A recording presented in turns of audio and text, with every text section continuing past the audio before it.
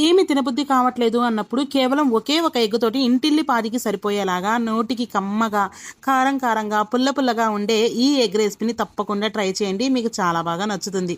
So ఈ recipe చేయడం అయితే చాలా ఈజీ అండి. మన అన్ని ఇంట్లో ఉన్న వాటితోనే వితిన్ 5 minutes రెడీ చేసుకోవచ్చు. ఇంకా ఏమాత్రం ఆలస్యం చేయకుండా ఈ రెసిపీని అయితే ఏ విధంగా ప్రిపేర్ చేయాలో చూపించేస్తాను. వీడియోలోకి వెళ్ళిపోదాం, వచ్చేసేయండి.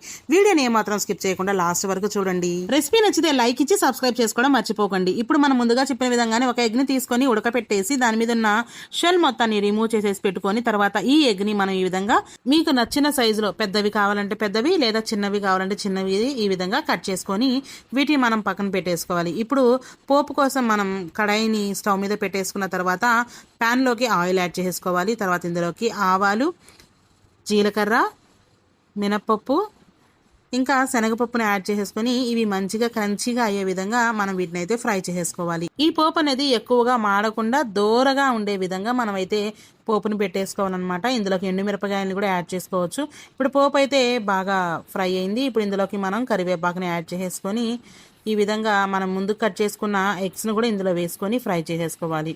ఈ ఎగ్స్ను వేసుకున్న తర్వాత మనం స్టవ్ ఫ్లేమ్ అనేది కొంచెం మీడియంలో పెట్టుకొని మంచిగా ఈ ఎగ్స్ అనేవి బాగా ఫ్రై అయ్యే విధంగా ఫ్రై చేసుకోవాలండి. ఈ విధంగా ఇక్కడ మీరు చూపిస్తున్నట్లు చక్కగా ఫ్రై చేసేసుకోవాలి. ఇందులో ఉంచి ఈ విధంగా నూరుగా వస్తుంది అంటే మంచిగా ఫ్రై అవ్వడం స్టార్ట్ అయ్యాయి అని అర్థం అనమాట. సో ఈ విధంగా మనం కలుపుకుంటూ ఉండాలి, లేకపోతే ఒకవైపు మాడిపోతాయి అనమాట. అట్లా మధ్య మధ్యలో మనం దీన్ని కలుపుకుంటూ ఫ్రై చేసేసుకోవాలి. ఇప్పుడు ఇందులోకి సరిపడా కొంచెం ఒక పించ్ ఆఫ్ సాల్ట్ని యాడ్ చేసుకుంటే సరిపోతుందండి. ఎక్కువ అయితే ఉప్పు దీనికి పట్టదు. కొంచెం సాల్ట్ని యాడ్ చేసేసుకొని మరికొంత పసుపును కూడా యాడ్ చేసేసుకొని ఫ్రై చేసేసుకోవాలి.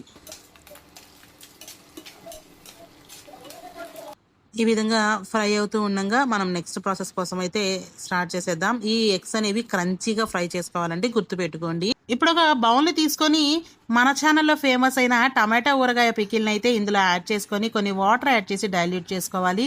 సో ఈ ఊరగాయ మన ఛానల్లో చాలా బాగా ఆదరించారని మీరందరూ, మీ అందరికీ థ్యాంక్ యూ సో మచ్. మీలో ఎవరైనా ఇంకా చూడకపోతే మన ఛానల్లో ఉంటుంది, చెక్ చేయండి. సో ఆ టమాటా ఊరగాయని ఈ విధంగా వాటర్ యాడ్ చేసుకొని మిక్స్ చేసుకున్న తర్వాత ఈ ఊరగాయ మొత్తాన్ని మనం ఫ్రై చేసుకుంటున్న ఎగ్ మిక్చర్లోకి యాడ్ చేసుకోవాలి. ఇప్పుడు ఈ విధంగా దీన్ని బాగా కలిపేసుకొని మీడియం ఫ్లేమ్లో పెట్టేసుకొని ఎక్కడ అడుగంటనివ్వకుండా ఈ విధంగా కంటిన్యూస్గా కలుపుకుంటూ మనం ఈ ఎగ్స్ ఇంకా ఈ టమాటో ఫ్రై అనేది మంచిగా ఫ్రై అయ్యి ఆయిల్ పైకి తేలే వరకు మనం దీన్ని చక్కగా కలుపుకుంటూ వేయించుకోవాలన్నమాట. మరీ ఎక్కువగా కలిపేస్తే ఈ ఎగ్స్ లోపల ఎల్లో ఏదైతే ఉందో అది ఎక్కువగా మిక్స్ అయిపోతుందండి. సో ఇట్లా జాగ్రత్తగా మిక్స్ చేసేటప్పుడు ఈ విధంగా జాగ్రత్తగా కలుపుకోవాలి. చూడండి ఇక్కడ ఆయిల్ అయితే పైన సపరేట్ అయిపోయింది. ఈ కొద్దిపాటి కర్రీ మా ఇంట్లో ఇంటిల్లిపాదికి సరిపోయిందండి. వేడి వేడి అన్నంలోకి కొంచెం వేసుకొని తింటే ఎంతో టేస్టీగా ఉంది. రెసిపీ నచ్చిందా?